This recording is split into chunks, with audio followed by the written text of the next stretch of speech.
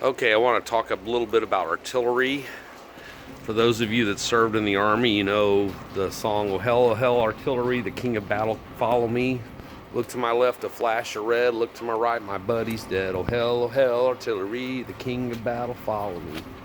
Well, I like artillery way better than missiles, simply because they're dumb, they're effective, they're cost effective, and they're hard to stop.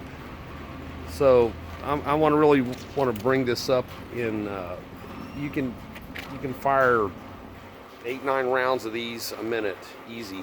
This is a 105 howitzer right here. This will do the job. Take out anything you want, pretty much. And it's the cost effectiveness compared to missiles. Yes, missiles are smarter and you can put it exactly where you want. I'm going to bring up Korea for just a second here. So the Koreans have been getting ready for a war with the U.S. for basically 50 years.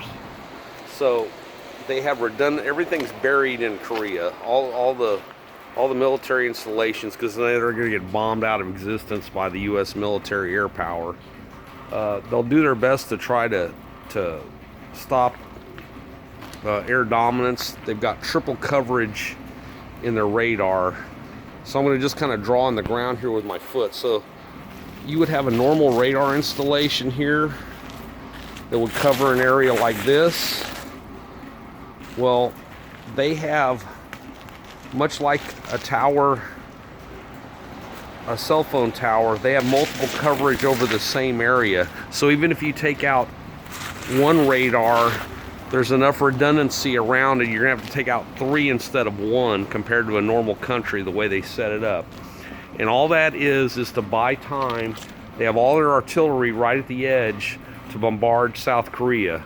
And what the plan is to take away the American resolve to back up South Korea and buy time to chop it up.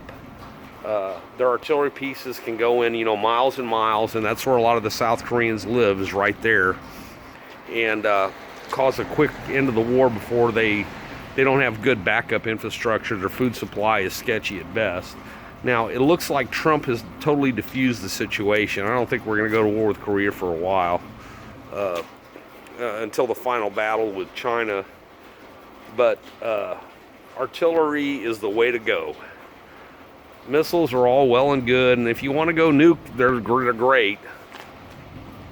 But artillery is called the king of battle for several reasons.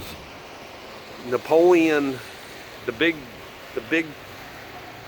takeaway that Napoleon, why he was so great compared to why he basically conquered, they basically reassigned the Napoleonic Wars. They called it World War Zero now, because it was on, basically it was the First World War, but they already had World War One, so they called the Napoleonic Wars World War Zero.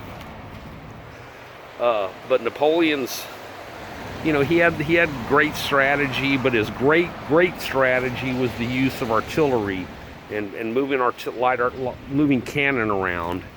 And for those of you that watched the original Alamo, even Colonel Travis quotes Napoleon saying the only thing preferable to cannons would be thunderbolts. So artillery is the king of battle. Missiles are one and done. You can repair these real fast. You can load 1,000 rounds around you before they run out. A lot of howitzers really don't have that many moving parts. You can repair them very hardly any training at all, and you can at least shoot them. All these cannons are very easy to fire.